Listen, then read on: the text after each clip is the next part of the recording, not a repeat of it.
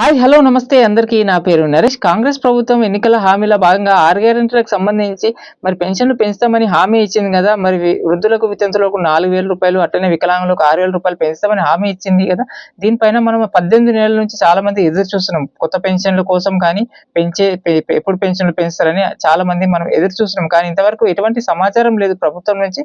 సమాచారమే కాదు, దీనిపైన ఎటువంటి డిస్కషన్ కానీ దీనిపైన మాట ముచ్చట కూడా చేయలేదు. ఎన్ని కేబినెట్ మీటింగ్లైనా, నిన్న కేబినెట్ మీటింగ్లైనా కూడా దీనిపైన అసలు మాట్లాడింది లేదు. రాష్ట్ర ప్రభుత్వం అయితే సర్పంచ్ ఎన్నికలు ప్లస్ బీసీ రిజర్వేషన్ దానిపైన బిజీగా ఉంది.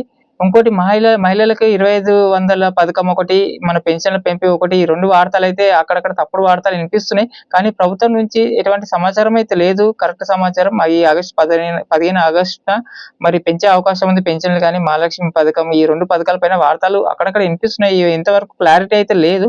కానీ ఈ పథకం పైన మన మందకృష్ణ మాదిగ గారు ఒక్కరే పోరాడుతున్నారు, ప్రశ్నిస్తున్నారు. ప్రతిరోజు గవర్నమెంట్ అయితే గట్టిగా అయితే ప్రశ్నిస్తున్నారు. మరి పెన్షన్లు పెంపు పైన వికలాంగులు అయితే చాలా బాధపడుతున్నారు, ఎదురు చూస్తున్నారు కొత్త పెన్షన్ల కోసము. మరి పక్క రాష్ట్రంలో ఏపీలో, ఆంధ్రప్రదేశ్లో చంద్రబాబు నాయుడు గారు 4,000 చేసిండు, 3,000 ఉన్నదాన్ని 4,000 చేసిండు.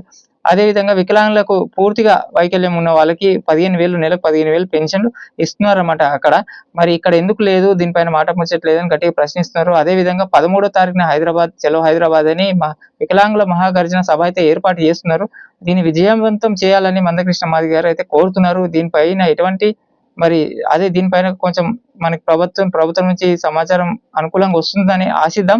ఈ ఆగస్టు 15 వరకైనా మరి ఇట్లాంటి అప్డేట్స్ పెన్షన్ల పైన, సంక్షేమ పథకాల పైన కరెక్ట్ అప్డేట్స్ చెప్తూ ఉంటాను, జెన్యూన్ అప్డేట్స్.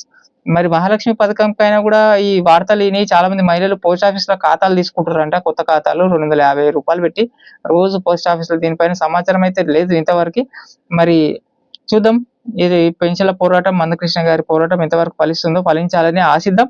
మరి ఇటువంటి జెన్యూన్ అప్డేట్స్ చెప్తుంటాను. ప్లీజ్ సబ్స్క్రైబ్ చేసుకోండి, లైక్ చేయండి, వీడియో నచ్చితే. Thank you.